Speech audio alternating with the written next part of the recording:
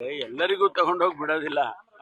ತುಂಬಾ ಅವರು ನಡೆಯೋಕೆ ಆಗೋದಿಲ್ಲ, ಅವರಿಗೆ ಪ್ರಜ್ಞೆನೇ ಇರೋದಿಲ್ಲ ಅನ್ನೋ ಮಟ್ಟಕ್ಕೆ ಕೆಲವರೆಲ್ಲ ಹೋಗ್ಬಿಡ್ತಾರೆ ಎಂಜಾಯ್ಮೆಂಟ್ ಮಾಡುವಾಗ. ಸೊ ಅಂಥವರಿಗೆ ನಾವಲ್ಲಿ ಒಂದು ಏನೋ ರೆಸ್ಟಿಂಗ್ ಪ್ಲೇಸ್ ಅಂತ ಮಾಡಿರ್ತಾರೆ, ಒಂದು 15 ಕಡೆ ಮಾಡಿದ್ದಾರೆ. ಅವ್ರನ್ನ ಅಲ್ಲಿ ಫಸ್ಟ್ ಕರ್ಕೊಂಡು ಹೋಗಿ ಅಲ್ಲಿ ಸೋಬರ್ ಆಗೋವರೆಗೂ ಅವ್ರನ್ನ ಇಟ್ಕೊಂಡಿರ್ತಾರೆ. ಆಮೇಲೆ ಅವ್ರ ಅಡ್ರೆಸ್ ತಗೊಂಡು ಆಮೇಲೆ ಅವ್ರನ್ನ ಮನೆಗೆ ಕಳಿಸ್ಕೊಡೋ ವ್ಯವಸ್ಥೆ ಮಾಡಿದ್ವಿ. ಯಾಕೆಂದ್ರೆ ನಾಳೆ ಏನಾಗುತ್ತೆ, ವಿಶೇಷವಾಗಿ ಹೆಣ್ಮಕ್ಳು ಅವರಿಗೆ ಆ ಸಂದರ್ಭದಲ್ಲಿ ಅವರು ಯಾವ್ಯಾವ ಪರಿಸ್ಥಿತಿಯಲ್ಲಿ ಇರ್ತಾರೆ ಹೇಳಕ್ ಬರೋದಿಲ್ಲ, ಕಾನ್ಶಿಯಸ್ ಇರೋದಿಲ್ಲ. ಅವ್ರಿಗೆ ಯಾರು ಏನ್ ಬೇಕಾದ್ರೂ ಮಾಡ್ಬೋದಲ್ಲ. ಆ ಸೇಫ್ಟಿಗೋಸ್ಕರ ನಾವು ಈ ಕ್ರಮ ತಗೊಳಕ್ ಮಾಡ್ತಾ ಇದ್ದೀವಿ. ಬೇರೆ ಬೇರೆ ಪರ್ಪಸ್ ಏನಿಲ್ಲ. ಬೇರೆಯವ್ರು ಯಾರು ಕೂಡ ಮಿಸ್ಯೂಸ್ ಮಾಡ್ದಂಗೆ ನೋಡ್ಕೋಬೇಕಲ್ಲ. ಓವರಾಲ್ ಸ್ಟೇಟ್ ಹೇಗಿದೆ ಸರ್? ಎಲ್ಲ ಕಡೆನೂ ಇಡೀ 30 ಜಿಲ್ಲೆಗೂ ನಾವು ಸೆನ್ಸಿಟೈಸ್, ಹುಬ್ಳಿ, ಮಂಗಳೂರು ಈ ಥರದ್ದು ಜಿಲ್ಲೆಗಳಲ್ಲಿ ಸ್ವಲ್ಪ ಈ ಥರದ ಆಕ್ಟಿವಿಟೀಸ್ ಏನೋ ಎಂಜಾಯ್ ಮಾಡೋದು, ಬೀದಿಗೆ ಬರೋದು, ಬಾರ್ ಪಬ್ಬು ಅವೆಲ್ಲ, ಅದಕ್ಕೆ ಸ್ವಲ್ಪ ಇನ್ಸ್ಟ್ರಕ್ಷನ್ಸ್ ಕೊಟ್ಟಿದ್ದೇವೆ.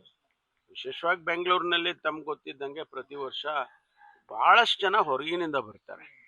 ನಮಗೆ ನಮ್ಮವರು ಇಲ್ಲಿ ಕನ್ನಡಿಗರು ಅಂತ ಹೇಳಿ ಅವ್ರು ಯಾರು ಅದು ಕಡಿಮೆ ಸಂಖ್ಯೆ, ಬಟ್ ಹೆಚ್ಚು ಹೊರಗಡೆಯಿಂದ ಬರ್ತಾರೆ. ಅದು ಸ್ವಾಭಾವಿಕವಾಗಿ ಅವರೆಲ್ಲ ಡ್ರಿಂಕ್ಸ್ ಮಾಡಿ ಎಂಜಾಯ್ ಮಾಡಿ ನ್ಯೂ ಇಯರ್ನ ಒಬ್ರಿಗೊಬ್ಬರಿಗೆ ವಿಶ್ ಮಾಡಿ ಈ ಥರ ಎಲ್ಲ ಮಾಡ್ತಾ ಇರ್ತಾರೆ. ಆಕ್ಟಿವಿಟಿ ಹಾಗೆ ಮಾಡೋದು. 12 ಗಂಟೆ ಆಯಿತು ಅಂದ ತಕ್ಷಣ ಎಲ್ಲರೂ ಹೋಗಿ ಒಬ್ರಿಗೊಬ್ಬರಿಗೆ ಇದು ವಿಶ್ ಮಾಡೋದು.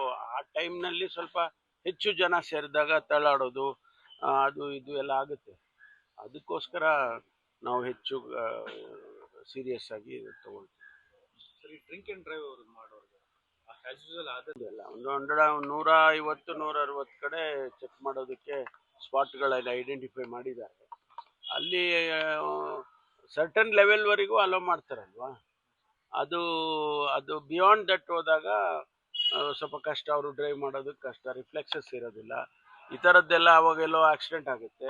ಅವಾಗ ಅನ್ನೆಸರಿಲಿ ಅವರು ಸಾಯ್ತಾರೆ, ಬೇರೆಯವ್ರನ್ನೂ ಸಾಯ್ತಾರೆ. ಆ ಥರದ್ದೆಲ್ಲ ಸ್ವಲ್ಪ 1-2 ದಿವಸ ಕಂಟ್ರೋಲ್ ಮಾಡಿದರೆ ಪ್ರಾಣಗಳು ಉಳಿಯುತ್ತೆ, ಫ್ಯಾಮಿಲಿಗಳು ಉಳಿಯುತ್ತೆ.